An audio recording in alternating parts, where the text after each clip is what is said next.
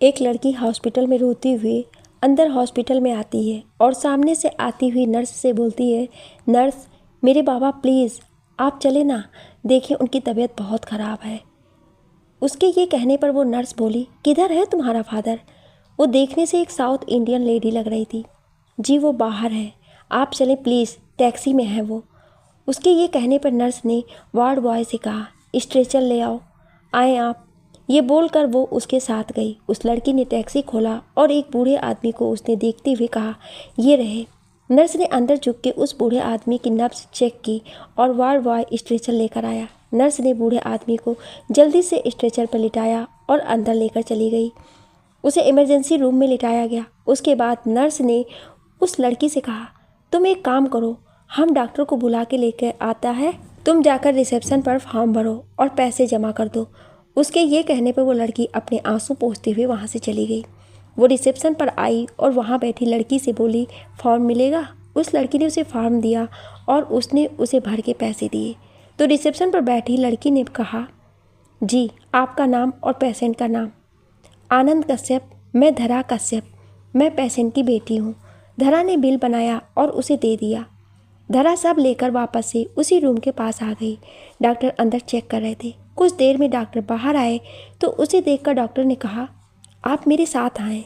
ये बोलकर वो आगे आगे चल दिए और धरा उसके पीछे। डॉक्टर अपने केबिन में आए तो धरा ने उनसे कहा, सर मेरे बाबा ठीक तो है ना?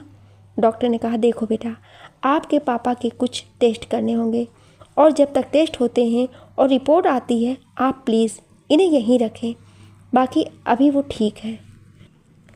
हमने उन्हें इंजेक्शन दिया है, कुछ वक्त में होश आ जाएगा।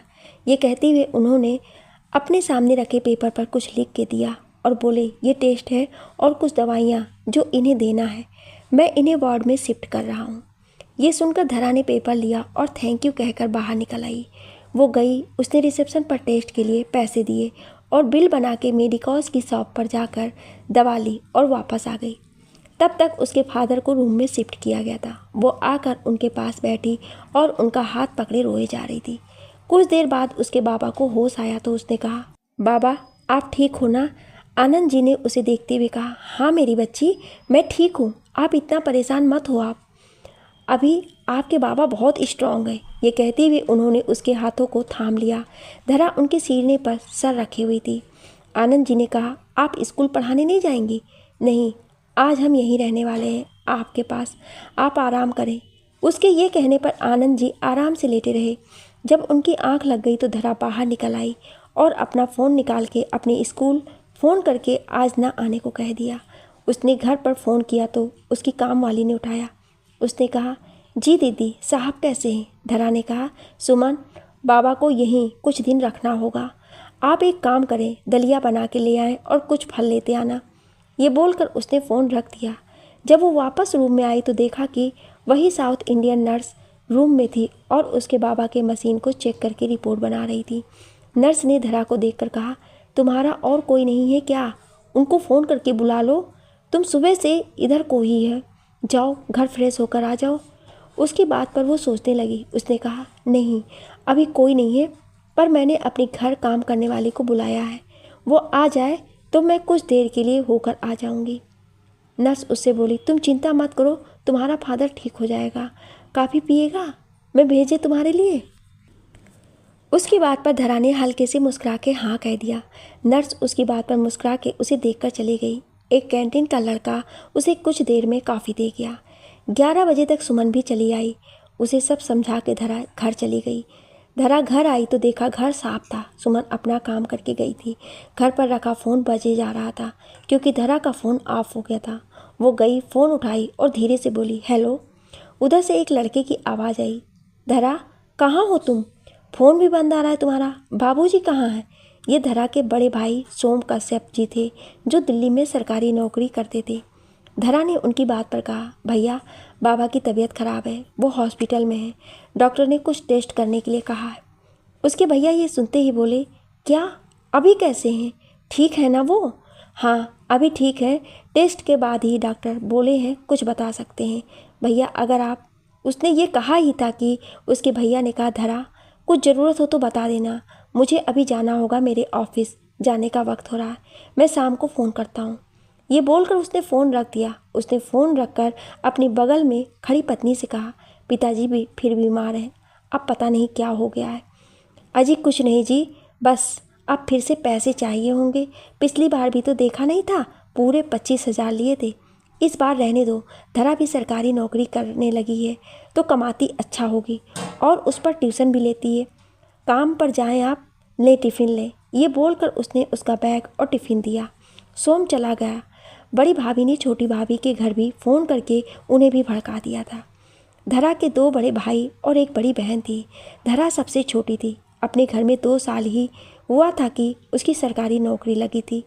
आनंद जी पहले पढ़ाया करते थे, पर जब धरा की नौकरी लगी तो उसने अपनी जिद पर उनसे रिटायर लेने को कह दिया था। इसलिए आनंद जी उसके साथ ही शिमला में अकेले रहते पर खुश रहते थे। धरा के दोनों भाई बहुत लालची और बेमतलबी थे, पर उसकी बड़ी बहन सुधा बहुत ही अच्छी थी, लेकिन उसके ससुराल वाले बहुत ख़राब थे। ये बात आनंद जी को पता था, लेकिन सुधा ने नहीं कही थी, पर ये बात वो समझ गए थे। सुधा कनाडा में रहती थी, बहुत कम ही मिलना होता था उसका उन सब से। धरा ही थी एक आनंद जी के लिए जो उनकी परवाह भी करती और उनके साथ रहती थी। धरा उनके लिए किसी बेटे से कम नहीं थी, पर आनंद जी जानते थे कोई कितना एक जवान लड़की को घर में रख सकता था, इसलिए वो धरा के लिए लड़का खोज रहे थे, पर अभी तक धरा लायक कोई लड़का नहीं मिला था। धरा दोपहर में तैयार होकर वापस हॉस्पिटल चली गई। वो जब गई तो उसने देखा आनंद जी सो के उठ गए थे और आराम से बैठे हुए दलिया खा रहे थे। आनंद जी ने उसे देखकर कहा, आ गई आप, कुछ खाया आपने? धरा ने उन्हें पानी दिया और उनके गालों पर लगे दलिए को नैपकिन से साफ करते हुए कहा, जी खाया, आप लाएं हम खिला दें? ये कहते हुए उसने प्लेट लिया और खिलाने लगी। उसने सुमन से कहा, सुमन कल से आप सुबह आना और काम करके खाना बना के चली आना, बाकी मैं देख लूँगी। जब तक बाबा यहाँ हैं तब तक ऐसे ही चलेगा। सुमन ने कहा, अरे दीदी तुम चिंता मत करो, हमारे घर में कौन है जो है पूछेगा। आप यहाँ देखो, घर देखने के लिए हम हैं, आप सब कैसे देख सकती हैं। आप टेंशन मत लो, सुमन है ना, सब बांट लेगी, आप बस आराम से बाबूजी को देख लो। ये कहते हुए उसने टिफ़िन बंद किया और सब रख ली बैग में। धरा आनंद जी को खाना खिला के बाकी सब सुमन को दे दी और घर जाने को बोल दिया, क्योंकि शाम हो रही थी और बर्फ़ गिरने का डर था। सुमन भी सुबह आने को बोलकर चली गई थी। धरा वहीं आनंद जी के पास बैठी हुई थी। आनंद जी ने उससे उसके भाइयों के बारे में पूछा तो धरा बोली, सोम भैया और विक्रम भैया दोनों ने फ़ोन करके पूछा था, सुने तो बोले आ जाऊं, तो मैंने मना कर दिया, कहा कि मैं हूं ना, कोई ज़रूरत हुई तो बता दूंगी। ये कहते हुए उसने उन्हें दवा दी। आनंद जी ने दवा खा के कहा, पता है मुझे क्या बोले होंगे वो दोनों, मुझसे झूठ मत बोल, 6 साल से शादी के बाद दोनों ने आना छोड़ दिया और उसके बाद राखी पर भी तेरे साथ राखी बंधाने नहीं आए, और ऐसे भाइयों की तू तरफदारी कर रही है। बेटा हम सब जानते हैं, इसलिए हमसे झूठ मत बोलो। ये कहते हुए वो खांसने लगे तो धरा उनकी पीठ चलाते हुए बोली, बाबा आप शांत हो जाओ, क्या ज़रूरत है ये सब सोचने की, आप लेट जाओ। ये कहते हुए उसने उसे सुला दिया। उन्हें सुलाने के बाद वो धीरे धीरे उनके सर पर हाथ फेरती रही। नर्स उसने हार्ट बीट देखा और बाकी सब चेकअप करके वो बोली, अभी सब ठीक है, तुम यहीं रुकेगा? उसके ये पूछने पर वो बोली, जी मैं यहीं रहूँगी। ठीक है, बगल के बेड को तुम चाहो तो यूज़ कर सकता है, अभी कोई और पेशेंट नहीं है, अगर रात में आया तो देखते हैं। वैसे तुमने उस रूम से यहाँ को काय को शिफ्ट करवाया? ये कहते हुए वो उससे देखे जा रही थी। धरा ने कहा, बाबा को शांति में सोने की आदत है, उन्हें वैसे माहौल में अच्छा नहीं लगता है। उसके ये कहने पर नर्स बोली, तुम अपने बाबा से बहुत प्यार करता है। धरा ने सोए हुए आनंद जी को देखकर कहा, इनके अलावा है ही कौन मेरा? नर्स ये मेरे लिए सब कुछ है। नर्स उसे देखकर मुस्कुरा दी और वहाँ से चली गई। उसके जाने के बाद धरा बेड पर ना बैठकर वहीं रखे सोफे पर बैठ गई। बाहर ठंड बढ़ रही थी। धरा ने अपनी शॉल को अपने चारों तरफ लपेट लिया और पैर ऊपर करके बैठ गई। आनंद जी को देखते हुए वो ना जाने क्या सोची जा रही थी और एक वक्त उसकी आंख लग गई। आधी रात के वक्त उसकी आंख खुली तो उसने देखा आनंद जी सो रहे थे। वो उठी और बाहर की तरफ चल दी। कुछ 1 घंटे बाद आई तो देखा वही साउथ इंडियन नर्स थी और एक डॉक्टर के साथ वहाँ पर 2 आदमी सूट पहने खड़े थे। एक पेशेंट था जो बेड पर लिटाया गया था। डॉक्टर उस लड़के को देखकर जब उन सबके साथ बाहर गया तो धरा की उस लड़के पर नज़र गई। हल्का सांवला सा, चेहरे पर गड़न बहुत प्यारी। इस वक्त वो होश में नहीं था। साउथ इंडियन नर्स थी। उसने उस लड़के को इंजेक्शन दिया और ड्रिप लगा के चली गई। धरा सोफे पर जाकर बैठ गई। सुबह का वक्त। धरा अपने आधे चेहरे पर शॉल डाले सो रही थी। आनंद जी भी नींद में थे। वो लड़का उसे होश आ गया था। उसने सब तरफ देखा पर वहाँ पर सिर्फ उसे धरा सोफे पर सोई हुई दिखी और आनंद जी। तभी नर्स के साथ उस लड़के के आदमी लोग आए। एक आदमी ने उसे देखते हुए कहा, सर अभी आप कैसे हैं? उस लड़के ने कहा, गुड, चले यहाँ से। ये कहते हुए वो उठने लगा तो उसके आदमी ने कहा, सर प्लीज़ आपको कुछ दिन यहाँ रहना होगा। आपकी तबीयत ठीक नहीं है। प्लीज़ आप मेरी इतनी सी बात मान जाएं, प्लीज़। पागल हो तुम?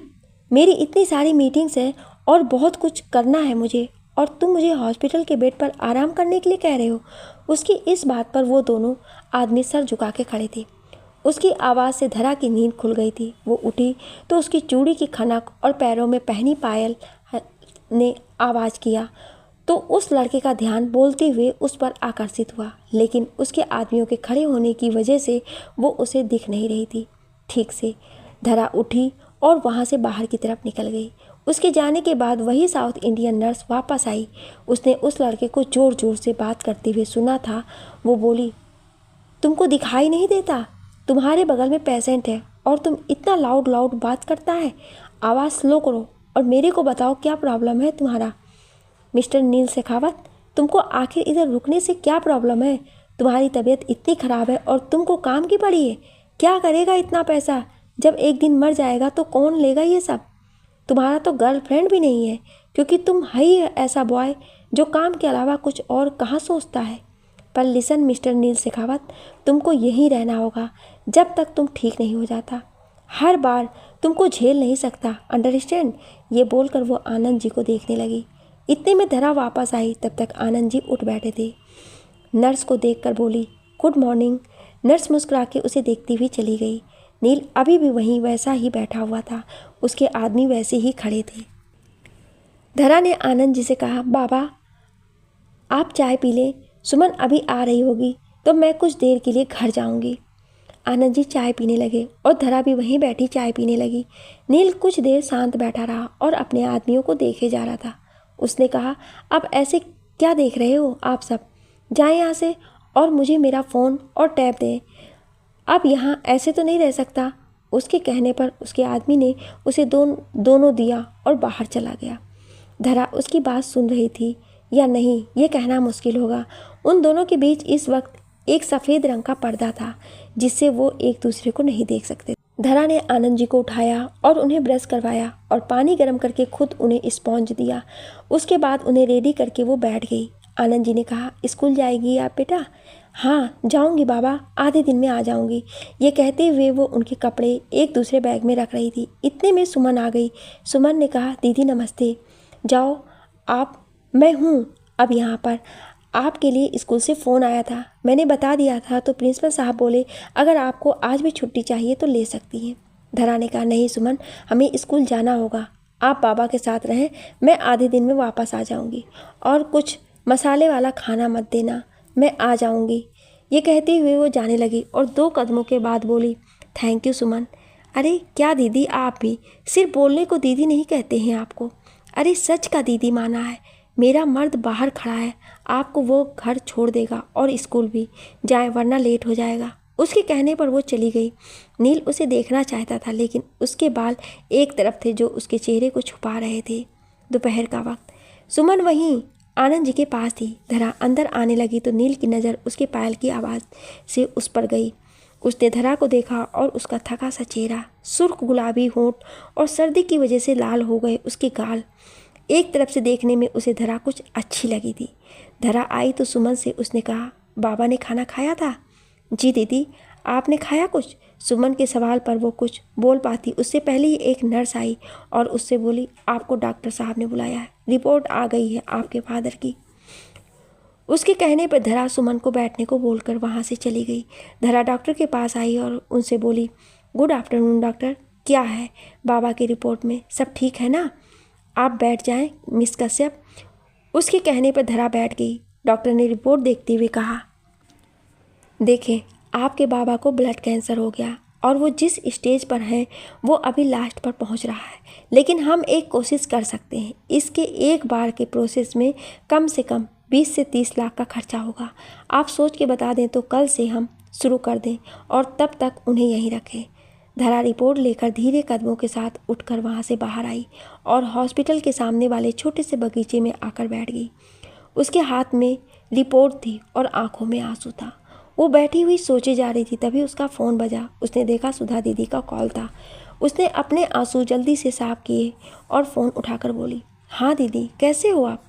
उधर सुधा ने कहा, मैं ठीक हूँ छोटी, लेकिन आप कैसे हो? बाबा वो कैसे हैं? सुना है वो हॉस्पिटल में है, क्या हुआ उन्हें? धरा ने कहा, कुछ नहीं दीदी, बस थोड़ा तबीयत ख़राब थी, लेकिन अभी ठीक है।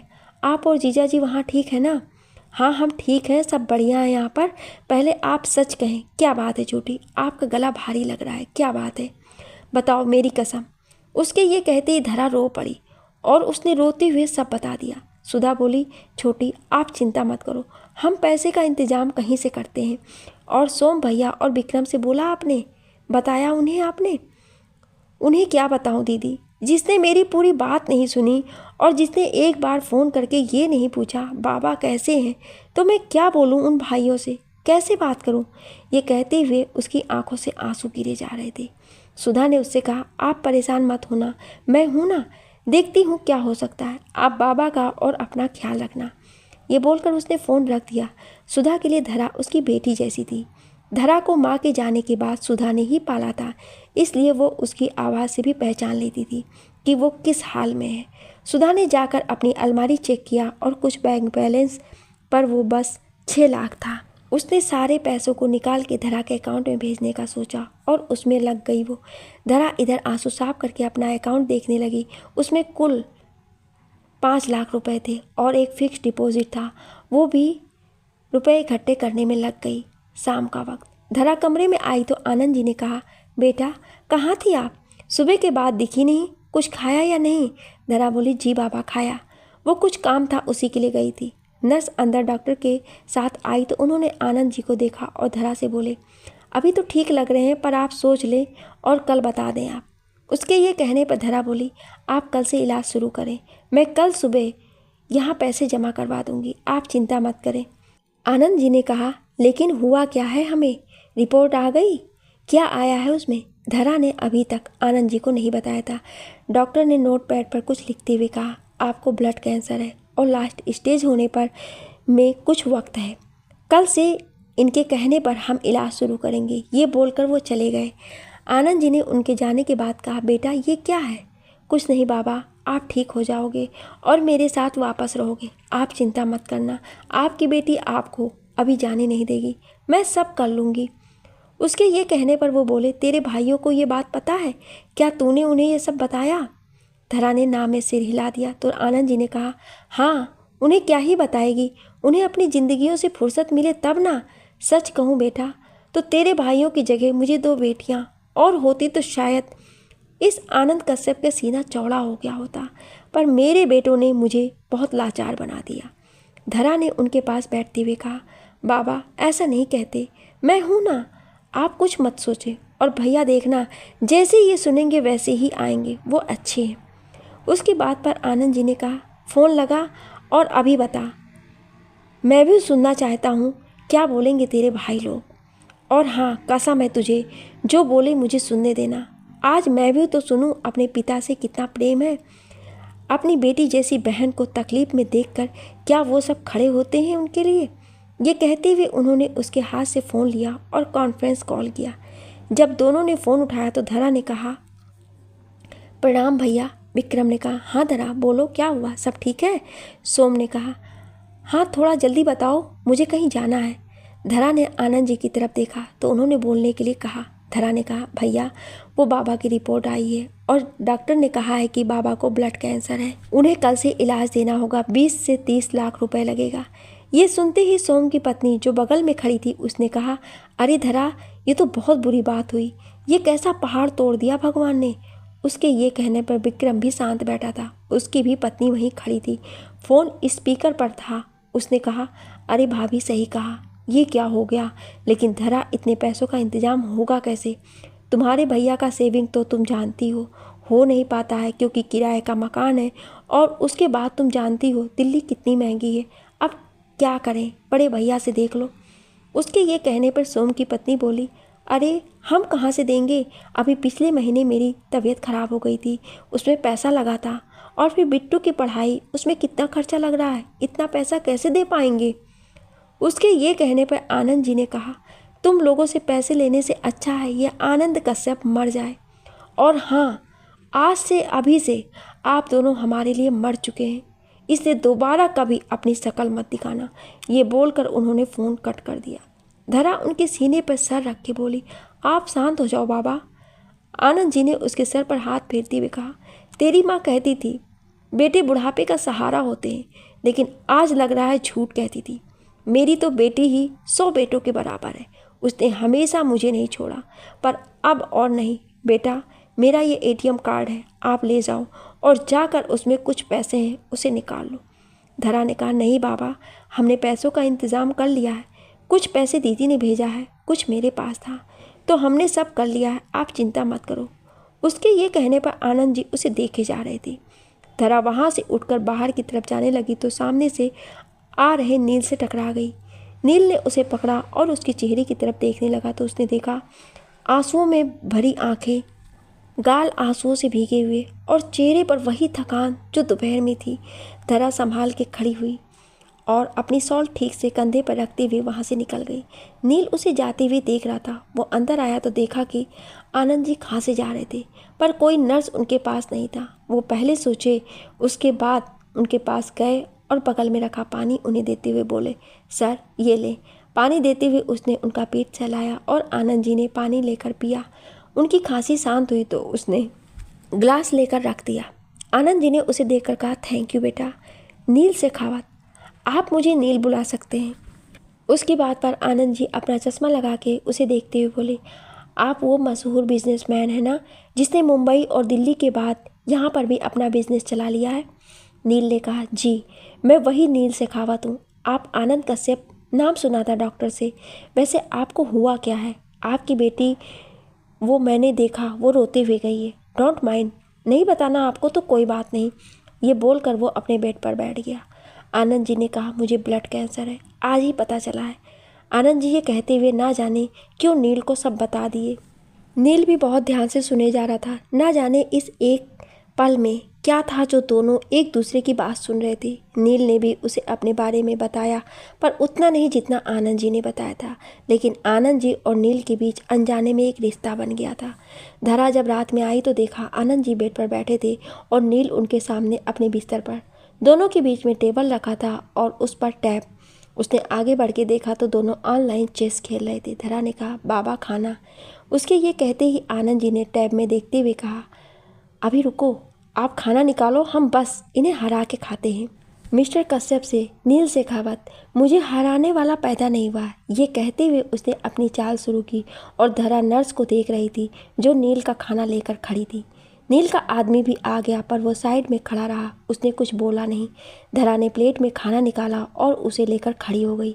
उसने बहुत ध्यान से देखा और आगे बढ़ के आनंद जी की चाल पर उसने चल दिया और चलते हुए बोली, चेकमेट, अब चले खाना खाएं। उसके ये करते ही नील के साथ उसका आदमी और आनंद जी भी उसे देखने लगे। नर्स ने कहा, लो तुमको चेकमेट देने वाली आ गई, तुम भी खाना लो और खाओ, मेरे को जाना भी है, जल्दी करो तुम। ये कहते हुए उसने नील को खाना दिया, लेकिन नील ने खाना ना लेकर धरा से बोला, ये कैसे किया तुमने, मुझे हरा दिया, ये कैसे? धरा ने उसकी तरफ बिना देखे कहा, खुश हो जाएं आप मिस्टर शेखावत जी, आप एक नेशनल चेस प्लेयर से हारे हैं। ये कहते हुए उसने अपने बाबा को पानी दिया। नील ने नर्स से खाना लिया और खाना देखकर कहा, नर्स ये क्या है? आपको पता है ना मैं ये नहीं खा सकता, इसमें स्वाद नहीं है, तुम्हारे लिए अलग से कुछ नहीं मिलेगा, इसलिए यही खा लो, पर बाहर का कुछ नहीं मिलेगा। ये कहते हुए उसने नील को पानी दिया।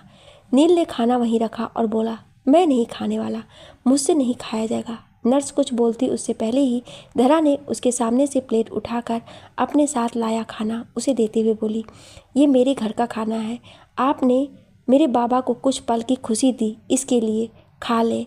ये कहते हुए उसके चेहरे पर कोई भाव नहीं था। नील ने उससे कुछ कहा नहीं और प्लेट लेकर जैसे एक बाइट खाया तो उसे अच्छा लगा। उसने खा के प्लेट अपने आदमी को दे दिया। धरा ने आनंद जी को दवा दी और उन्हें सुला दिया। धरा उन्हें लेटाकर बाहर चली गई। नर्स वहीं बैठी रही। नील अपने आदमी से बात करने के लिए बाहर निकल गया। आनंद जी की आंख लग गई। नील बात करते हुए अपने आदमी के साथ जब बाहर आया तो देखा धरा वहीं सामने बेंच पर बगीचे में बैठी थी। बाहर इतनी ठंड थी पर उसे जैसे फर्क ही नहीं पड़ रहा था।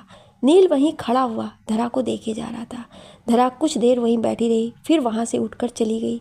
नील जब अपने रूम में वापस आया तो देखा धरा सोफे पर सर पीछे टिका के आंखें बंद करके बैठी हुई थी।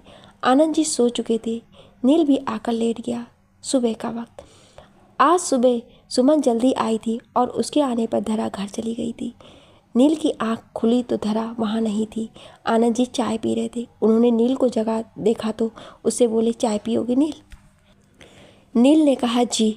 उसने इतना बोला ही था कि आनंद जी ने कहा, सुमन एक कप चाय नील को दे दो। सुमन ने उसे भी ग्लास में चाय दिया और नील पीने लगा। इधर धरा पैसा लेकर आई और रिसेप्शनिस्ट से बोली, आज से मेरे बाबा का इलाज शुरू होगा, उसके लिए पैसे भरने थे। रिसेप्शनिस्ट ने पूछा, क्या नाम है पेशेंट का? जी आनंद कश्यप। उनके ये कहने पर रिसेप्शनिस्ट ने देखकर कहा, मैडम आपके पापा के पैसे तो जमा हो गए हैं। उसके ये कहने पर धरा ने कहा, जमा हो गए? लेकिन किसने किया है? तभी पीछे से किसी ने कहा, वो कल चैरिटी के लिए कोई आया था तो उसने किया, नाम बताने को मना किया है उसने। धरा ने पीछे मुड़ के देखा तो वही साउथ इंडियन नर्स खड़ी थी। धरा ने कहा, कौन था वो? यहाँ चैरिटी करने वाला नाम नहीं बताता है और बताए भी तो हम वो नाम किसी को नहीं बताते जब तक वो ना कहे। वैसे भी इस हॉस्पिटल में हर महीने कोई ना कोई आता है ये सब करने। तुम आराम से रहो और जल्दी से अपने फादर को रेडी करो, कुछ देर में इलाज शुरू होगा उनका। ये बोलकर वो चली गई।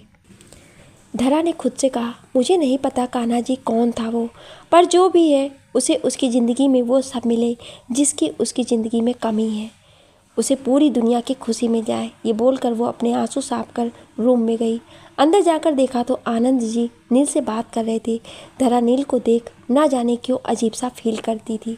उसे नील पसंद था या नहीं ये समझ नहीं आया। उसने आनंद जी से कहा, बाबा आपका इलाज आज से शुरू हो रहा है, नर्स आपको लेने आने वाली है। सुमन कल से बाबा की चाय बंद, इसलिए चाय मत लाना। नील ये सुनकर बोला, मिस्टर कश्यप अगर आपको चाय नहीं मिलेगी तो मुझे भी चाय नहीं मिलेगी क्या? मुझे तो वैसे भी यहाँ की चाय पसंद नहीं है, ना ही खाना। लगता है अब कल से मुझे यहाँ के बेस्वाद वाली चाय पीनी होगी। धरा ने सुमन की तरफ देखकर कहा, सुमन कल से खाना और चाय थोड़ा ज़्यादा लाना, पर बाबा के लिए नहीं। वो ये कहते हुए सारी रिपोर्ट एक साथ रख रही थी। इतने में नर्स आई और उसने कहा, चले मिस्टर कश्यप आपके ट्रीटमेंट का वक्त हो गया। ये बोलकर वो उन्हें अपने साथ ले गई। धरा भी आई लेकिन उसे बाहर ही रोक दिया गया।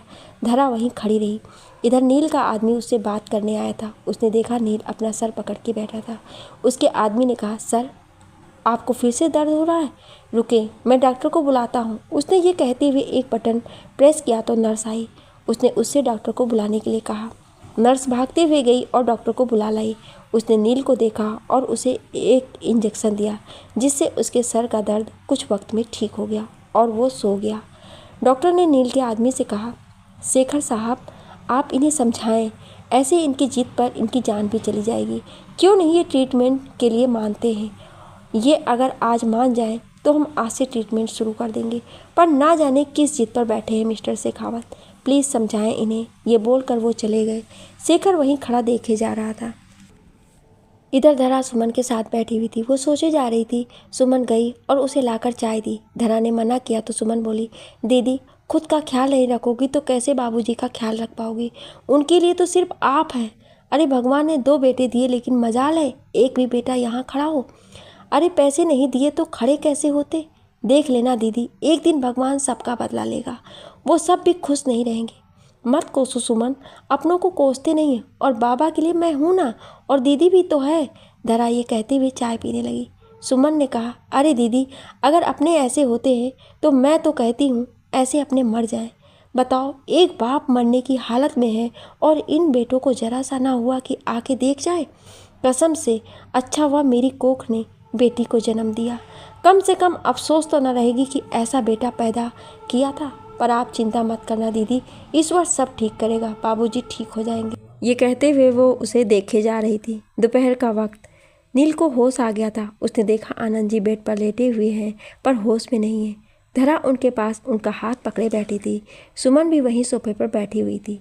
नील ने धरा से पूछा, सर ठीक है? धरा ने सिर्फ हाँ में जवाब दिया। नील वापस से शांत बैठ गया। उसने अपना टैब ऑन किया और उसमें कुछ देखने लगा। इतने में धरा का फ़ोन बजा। उसने आनंद जी का हाथ संभाल के रखा और फ़ोन उठाकर खिड़की के पास गई। उसने देखा सुधा का कॉल था। वो बोली, प्रणाम दीदी, कैसे हो?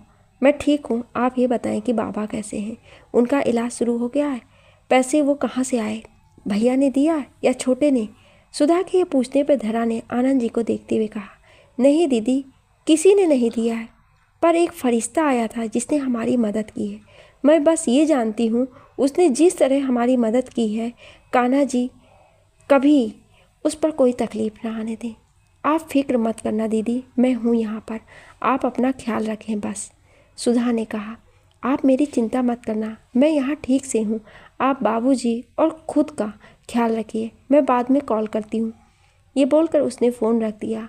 धरा को देखकर कोई भी कह सकता था कि उसे कितना थकान होगा। सुमन ने कहा, दीदी आपने सुबह से कुछ नहीं खाया है, जाकर कुछ खा लें या कहें मैं खुद ले आऊँ। उसके ये कहने पर वो बोली, नहीं आप बैठे, मैं जाकर खुद कुछ खा लेती हूँ।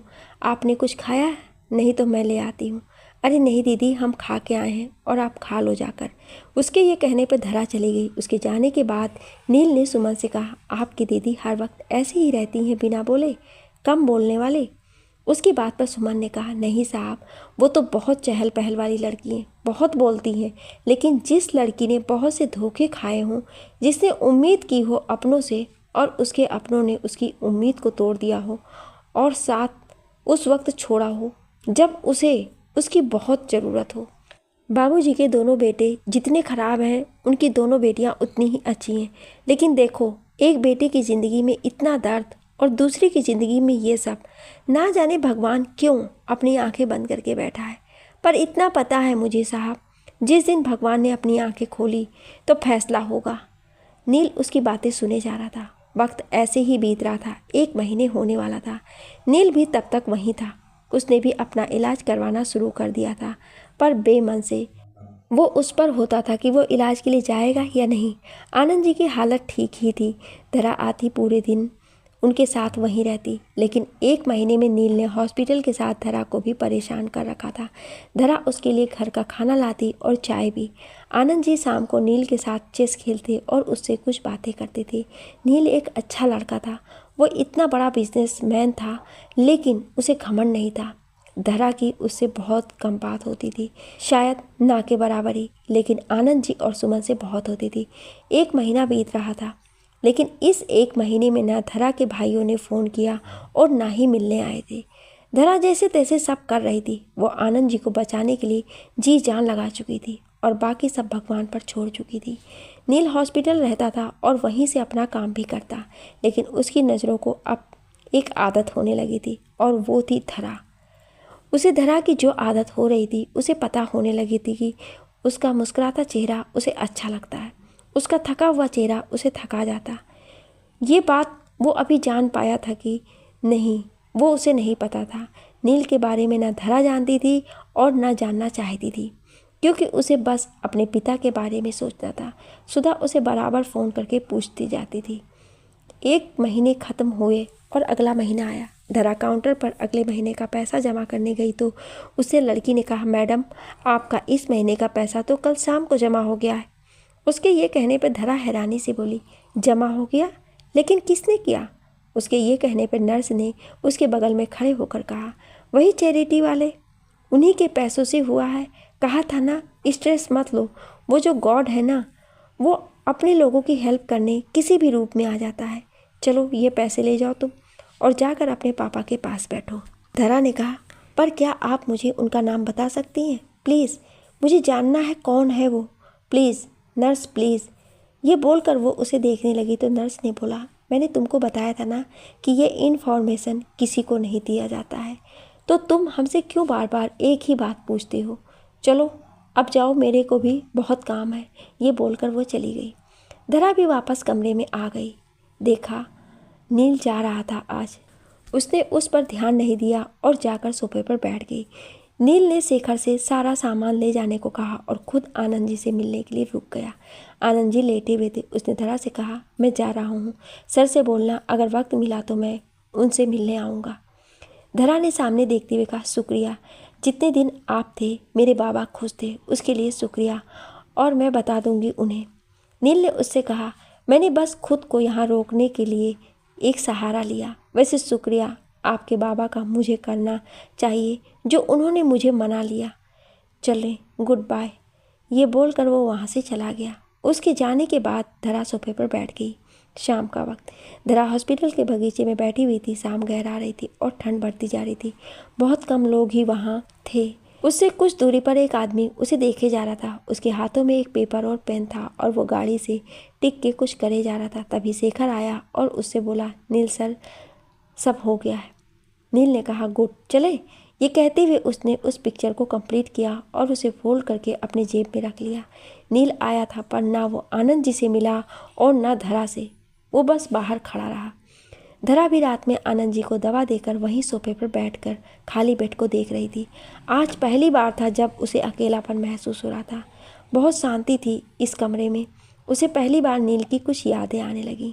वो उठी और उस बिस्तर पर बैठ गई। उसने खुद से कहा, बहुत अजीब थे आप, पर कुछ खास था आप में।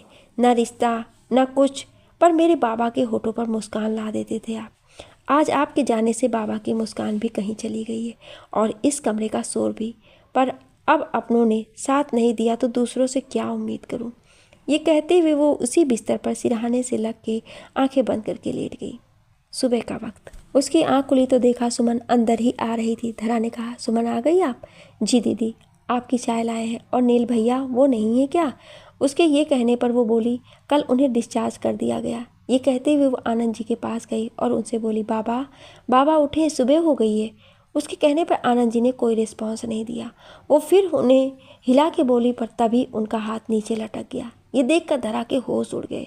सुमन ने बटन प्रेस किया और कुछ देर में डॉक्टर और नर्स दोनों आ गए। डॉक्टर ने देखकर कहा, सॉरी मिस कश्यप, आपके पापा को हम बचा नहीं सके, हमें माफ़ कर दें। ये कहते ही धरा अपने बाबा के सीने से लग के रोने लगी। सुमन उसे संभालने लगी। धरा की जिंदगी का आखिरी सहारा छीन लिया था आज भगवान ने। उसकी हालत देखकर वहां खड़े सभी के आंखों में आंसू था। सुमन ने अपने पति को फ़ोन करके बुला लिया। धरा को उसने ही संभाल रखा था। आनंद जी के पार्थिव शरीर को घर लाया गया। आनंद जी को जानने वाले सब आए। धरा वहीं बेसुध सी बैठी हुई थी। उसके भैया भाभी भी ये सुनकर फ्लाइट पकड़ के दोपहर तक वहाँ थे। धरा ने ना उनकी तरफ देखा और ना ही उनसे कुछ पूछा। वो सब आकर बस आनंद जी के बेजान शरीर के आगे रोए जा रहे थे। सुमन को इस वक्त बहुत गुस्सा आ रही थी। जब आनंद जी को शमशान घाट ले जाया जा रहा था, तब जैसे उसके भाइयों ने कंधा देने के लिए हाथ बढ़ाया तो धरा ने कहा, रुक जाएं। उसके ये कहने पर वहाँ खड़े सब देखने लगे। सोम ने कहा, क्या हुआ धरा, बाबूजी को शमशान घाट ले चलना है। धरा ने सुमन के पति की तरफ देखा और उससे बोली, अखिलेश भैया, आप मेरा साथ देंगे मेरे बाबा को शमशान घाट ले जाने में? उसके ये कहने पर अखिलेश ने रोते हुए हाँ कहा। जब धरा ने कंधा दिया तो बाकी लोग भी आ गए, लेकिन सोम और विक्रम को उसने रोक दिया था। सोम ने भी विक्रम से शांत रहने के लिए कहा। धरा शमशान घाट आई और मुखाग्नि भी उसी ने दी। सारा काम करके वो घर वापस आई और सारे लोग चले गए थे। सुधा को ये खबर पता चल गई थी और उसके दुष्ट ससुराल वालों ने उसे भेजना भी जरूरी नहीं समझा। वो वहीं रोते रोते टूट गई थी, तड़प के रह गई थी सुधा, लेकिन उसकी किसी ने नहीं सुना था। शाम का वक्त। धरा अपने बाबा के कमरे में उनके तस्वीर को लेकर बैठी हुई थी। सुमन और अखिलेश वहीं उसके पास थे। उसके भैया भाभी चारों बाहर हॉल में बैठे हुए थे। सोम की पत्नी ने कहा, बाबूजी तो चले गए, लेकिन अब छोड़ गए इस घर को, अब इसका बंटवारा तो होना ही चाहिए। विक्रम ने कहा, बंटवारा क्यों भाभी? अरे सबको पता है 2 लोग हैं तो 2 लोगों का ही तो होगा। ये घर मेरा और भैया का है, और बाकी कुछ भी है जो भी बाबूजी का है वो भी 2 भाइयों का है, इसलिए इसमें पूछना नहीं है। बस एक वकील को बुला के कागजात बना लेते हैं, क्यों भैया? जैसा आप लोगों को ठीक लगे, मैं तो आप लोगों के साथ ही हूँ। उसके ये कहने पर विक्रम वकील को कॉल करने लगा। विक्रम की पत्नी ने कहा, अरे लेकिन इस धरा का क्या करेंगे? सोम की पत्नी ने कहा, क्या करेंगे? कमा रही है तो कुछ दिन उसे यहीं रहने देंगे, उसके बाद शादी निपटा के उसे भेज देंगे। अब इतना तो नहीं रख सकते ना जवान लड़की को अपने पास। कल को कोई ऊंच नीच हो गई तो क्या जवाब देंगे दुनिया वालों को। ठीक कहा तुमने भाभी। अरे इतनी बड़ी हो गई है, ना जाने बाबा को कैसा लड़का चाहिए था। मैंने तो कहा था मेरे चचेरे भाई से शादी करा दो, लेकिन नहीं, उन्हें तो ना जाने कौन सा राजकुमार चाहिए। आज चले गए पर छोड़ गए इसे हमारे माथे पर मरने के लिए। उसकी ये बात पर सुमन अखिलेश के साथ धरा भी दरवाजे पर खड़ी सुन रही थी। धरा को भरोसा नहीं हो रहा था ये उसके घर वाले थे, उसकी सगी भाभी थी। सुमन धरा का हाथ पकड़ के वापस कमरे में लाई और उससे बोली, दीदी बुरा मत मानना, लेकिन ऐसे घर वाले भगवान दुश्मन को ना दे। अभी बाबूजी की चिता ठीक से ठंडी भी नहीं हुई है और ये लोग छी कितने घटिया और गंदे लोग हैं। पर दीदी अब आपको बाबूजी कसम जो इनके सामने आप कमज़ोर पड़ी। इस बार ना आप झुकेंगे ना आप टूटेंगी। इस बार आप इन सबको जवाब दें, समझी ना। धरा बस बेसुध सी सब सुन रही थी। रात में सबने खाना खाया पर धरा ने नहीं। सुमन और अखिलेश तो वहाँ रुकना चाहते थे, लेकिन धरा ने उन्हें भेज दिया। धरा अपने बाबूजी के कमरे में ही लेट गई थी और पता नहीं किस पहर उसकी आंख लग गई। 5 दिन बाद सुबह का वक्त। धरा सुबह उठकर नहा के स्कूल जाने के लिए रेडी हो रही थी। वो अपना सामान रख ही रही थी कि तभी उसकी बड़ी भाभी आई और उससे बोली, धरा आप स्कूल जा रही हैं, नाश्ता बना दूँ? उसके ये कहने पर धरा ने बिना देखे कहा, नहीं भाभी मुझे लेट हो रहा है। उसके ये कहने पर छोटी वाली भाभी बोली, वैसे बाबूजी के इलाज में खर्चा तो बहुत हुआ होगा, आप चिंता मत करें भाभी, आप सबको उसका बिल नहीं दूंगी, जो था मुझ तक रहेगा। ये बोलकर वो अपना बैग लेके बाहर आई तो देखा वकील साहब आए हुए थे। उसने वकील साहब को देखकर कहा, आप? जी मैं आनंद कश्यप जी का वकील हूँ। उन्होंने मरने से पहले अपनी वसीयत बनाई थी। मैंने जब सुना कि दूसरी वसीयत बन रही है तो मुझे यहाँ आना पड़ा इस बारे में बात करने और उनकी असली वसीयत लेकर। उनके ये कहने पर उसने अपने दोनों भाइयों को देखा।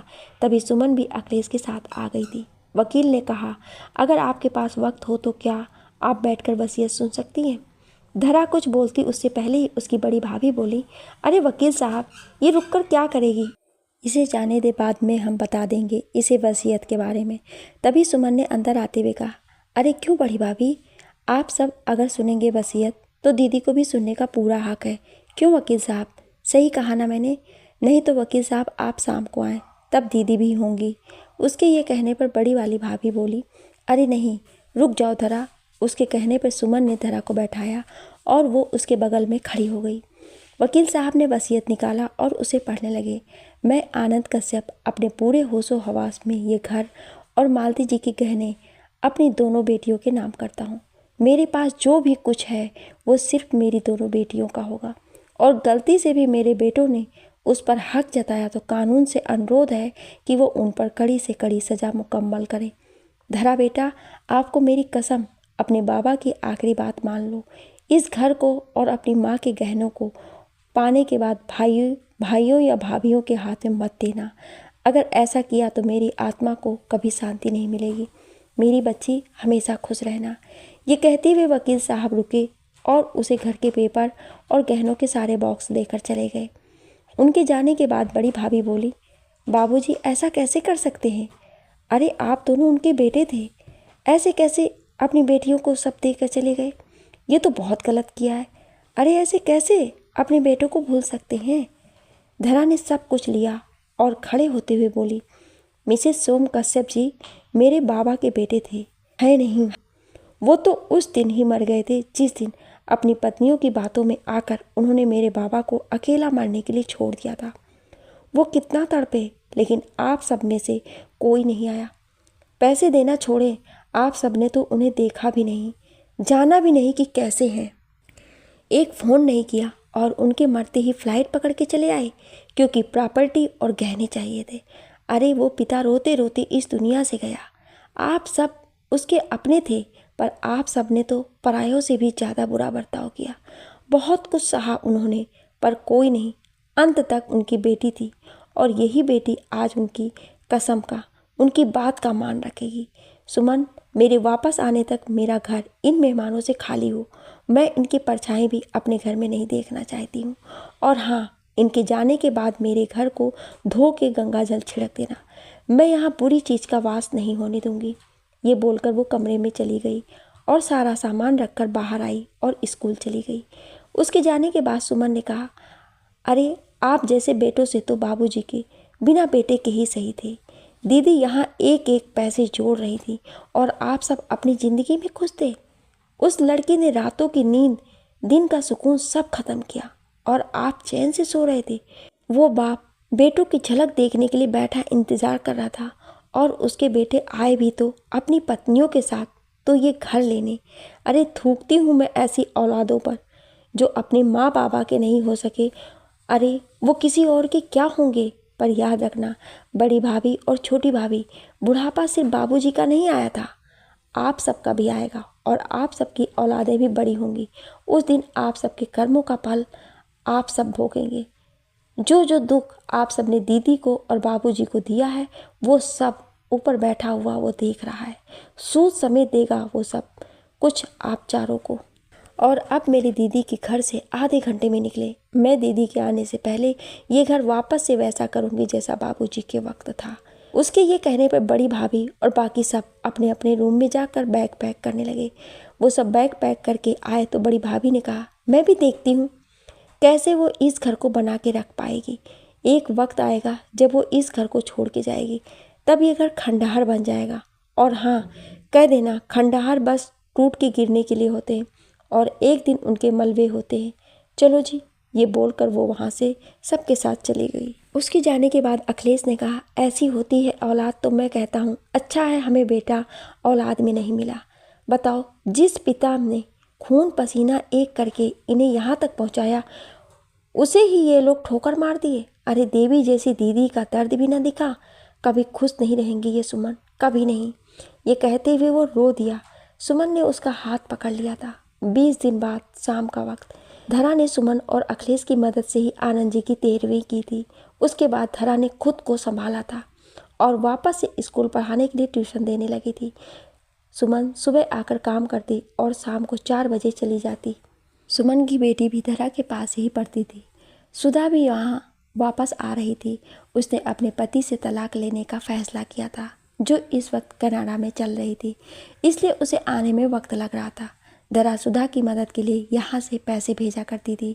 धरा बच्चों को पढ़ा के बस उठने ही वाली थी कि सुमन ने कहा, दीदी मैं छुटकी को लेकर जा रही हूँ। आपने मना किया था खाना बनाने को, इसलिए खाना नहीं बनाया है, पर सब्जी बना के जा रही हूँ। आपको बाकी उसके साथ जो खाना हो बना लेना। ठंड बढ़ रही है और धुंध भी, मैं निकलूँ नहीं तो रास्ता बहुत ख़राब हो जाएगा। ये बोलकर वो छुटकी अपनी बेटी का हाथ पकड़ के उसका बैग लेकर बाहर की तरफ निकल ही रही थी कि तभी दरवाजे की बेल बजी। सुमन ने खोला तो देखा सामने नील खड़ा था, सूट बूट पहने, आंखों पर काला चश्मा लगाए। सुमन उसे देखकर पहचान गई। उसने कहा, अरे साहब आप आए, अंदर आए। ये कहते हुए वो उसे अंदर ले आई। नील अंदर आते हुए घर को देखे जा रहा था। ड्राइंग रूम था जिसमें चिमनी जल रही थी, सोफे रखे हुए थे और आनंद जी की तस्वीर लटकी थी, उस पर चंदन का हार था। सुमन ने अपनी बेटी से कहा, जाओ दीदी से कह दो उनसे मिलने कोई आया है। ये कहने पर उसकी बेटी भाग गई धरा के पास। सुमन उसे बैठाकर चाय पानी लेने चली गई। नील वहीं बैठा सब देखे जा रहा था। सुमन की बेटी आई और उससे बोली, आप बैठो, बुआ अभी आ रही हैं। ये बोलकर वो सुमन के पास भाग गई। सुमन ने लाकर चाय नाश्ता रखा और उससे बोली, साहब बुरा मत मानना, मुझे जाना होगा, नहीं तो फिर मुश्किल हो जाएगा जाने में। उसके ये कहने पर नील बोला, कोई नहीं आप जाएं, मैं वेट कर लूँगा। उसके ये कहने पर वो चली गई। वो जैसे गई वैसे ही बहुत सारे बच्चे भी आए और बाहर की तरफ निकल गए। नील उन्हें देखे जा रहा था। तभी धरा पीछे बगीचे वाला गेट बंद करते हुए बोली, कौन आया है सुमन? ये कहते हुए वो ड्राइंग रूम की तरफ आने लगी तो देखा सोफे पर कोई बैठा था। वो दूसरी तरफ आई तो देखा नील है। नील ने उसे देखा तो वो उठकर खड़ा हो गया। धरा ने हाथ जोड़ के उसे प्रणाम किया और उससे बोली, बैठे। उसके कहने पर नील बैठ गया। धरा बोली, आपको मेरे घर का पता कैसे मिला? और शायद आप बाबा से मिलने आए हैं। लेकिन वो इतना ही बोल पाई थी कि नील ने कहा, मैं जानता हूँ, हॉस्पिटल गया था तो वहीं पता चला, आपका एड्रेस भी वहीं से मिला तो आ गया। सॉरी, मैं ऐसे आया। कोई बात नहीं, वैसे आपको पता है तो भी आप यहाँ आए हैं। धरा के ये पूछने पर नील ने उसे देखते हुए कहा, मैं ये देखने आया था कि जो लड़की उस वक्त हिम्मत से लड़ रही थी आज वो कैसी है, टूटी तो नहीं है? अगर टूटी है तो क्यों? अगर नहीं तो शायद मैं गलत था कि आप कमज़ोर हैं। उसकी इस बात पर धरा ने उसकी तरफ देखा। उसे समझ नहीं आ रहा था कि आखिर एक ऐसा इंसान जो उसे बस कुछ 1.5 महीने पहले मिला था, उसके बाबा के साथ उसका उतना कोई रिश्ता नहीं था, वो घर आया और उससे ऐसी बातें कर रहा था। वो समझना चाहती थी उस लड़के को जो उसके सामने बैठा था, जिसकी आंखों में उसे कुछ दिखाई नहीं दे रहा था। वो अपनी सोच में थी कि तभी नील ने कहा, मुझे भूख लगी है, कुछ मिलेगा खाने को? उसके ये कहने पर धरा जैसे सोच में बाहर आई और उससे बोली, जी क्या कहा आपने? मुझे भूख लगी है, कुछ मिलेगा खाने को? उसकी इस बात पर धरा उसे हैरानी से देख रही थी। उसने उठते हुए कहा, जी क्या खाएंगे आप? नील ने चाय सॉसर में उड़ेलते हुए कहा, आपके हाथ का कुछ भी, जो भी आप खिला दें, पर पहले चाय पिए, बहुत ठंड है और आप थकी होंगी। उसने कप वाली चाय उसे दे दिया। धरा उसे खोई हुई देखे जा रही थी। उसे ये इंसान न तब समझ आया जब वो हॉस्पिटल में था और न अब। नील ने उससे कहा, पकड़े धरा।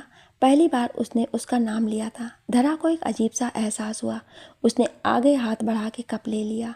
धरा नज़रों को नीचे किए हुए बस पी रही थी। उसने खुद से कहा, मैं एक अनजान इंसान के साथ बैठी हूँ, पर यह अनजान लगता नहीं है। ऐसा क्यों? इसके आने से मुझे डर नहीं लग रहा है, मुझ में घबराहट नहीं है, ये कैसे? यही सब सोचते हुए वो चाय ख़त्म कर रही थी। वो उठने लगी तभी लाइट चली गई। वो गिरने को हुई अंधेरे में तो नील ने उसे बढ़ के पकड़ लिया। उसने कहा, संभाल के धरा, रुके। ये कहते हुए उसने अपनी पॉकेट से लाइटर निकाल के जला दिया और उसमें उसके चमकते चेहरे को देखने लगा। धरा की निगाहें नीचे थी, पर नीचे देखे जा रही थी और नील की नज़र उसके चेहरे पर। नील ने कहा, कैंडल्स कहाँ हैं? उसके ये कहने पर धरा ने कहा, रुके, मैं लाती हूँ। ये बोलकर वो आगे चलने लगी और नील उसके पीछे। ऐसा लग रहा था जैसे नील उसे अंधेरे में भी अकेला नहीं छोड़ना चाहता था। वो उसकी परछाई बनके उसके साथ अब चलना चाहता था। धरा ने वहाँ के ड्रॉर से मोमबत्ती निकाली और उसे नील के हाथ में जल रहे लाइटर से जला के दूसरी मोमबत्ती भी जला दी। एक उसने वहीं रखा और दूसरी को अपने साथ ले ली। उसने कहा, आप बैठे, मैं कुछ बना के ले आती हूँ। नील ने उससे कहा, मैं यहाँ अकेले नहीं बैठूँगा, आप चले, मैं वहीं खड़ा रहूँगा। धरा उसकी बातों को उसे समझना चाह रही थी। वो कुछ नहीं बोली और आगे आगे चलने लगी। वो किचन में आई। उसने मोमबत्ती सेल पे रखा और अपने बालों को पीछे कर उसने शॉल बगल में रखा और साड़ी का पल्लू बगल में टाक के उसने मोमबत्ती की रोशनी में देखा तो सुमन पनीर की सब्जी बना के गई थी। उसने नील से कहा, पनीर की सब्जी है, सुमन बना के गई है, उसके साथ कुछ खाएंगे या कुछ और बना दूँ? ये कहते हुए वो फ्रिज खोल के देख रही थी। नील उसके पीछे कुछ दूर खड़ा बोला, कुछ भी बना दे, बस आपके हाथ का होना चाहिए। धरा उसकी इस बात पर थोड़ा खींच गई थी। उसने फ्रिज बंद करके कहा, मिस्टर शेखावत जी। नील ने उसे टोकते हुए कहा, नील मेरा नाम है, मेरे नाम से बुला सकती हैं आप। और हाँ, चावल बना दें आप, मैं खा लूँगा। उसके ये कहने पे धरा चावल बनाने के लिए चावल निकालने लगी। नील वहीं दूर सेल्फ से लगा खड़ा था। धरा चावल बनाने के लिए रख चुकी थी। उसने चावल रखा और खड़ी हो गई। दोनों ही खामोश खड़े थे। न धरा कुछ बोल रही थी न नील कुछ, पर नील बस उसे देखे जा रहा था। उसने सिगरेट निकाला और उसे लाइटर से जला के पीने लगा। सिगरेट पीते हुए वो धरा को देख रहा था। धरा को अब नील की नज़रें परेशान कर रही थी। उसे समझ नहीं आ रहा था कि नील ऐसे घर आया और खाना खाने की बात करा, उस पर से वो उसके साथ वहीं है, क्यों? ये सवाल उसके मन में था। अब आगे धरा की ज़िंदगी में क्या होगा, जानने के लिए सुने अगले भाग में।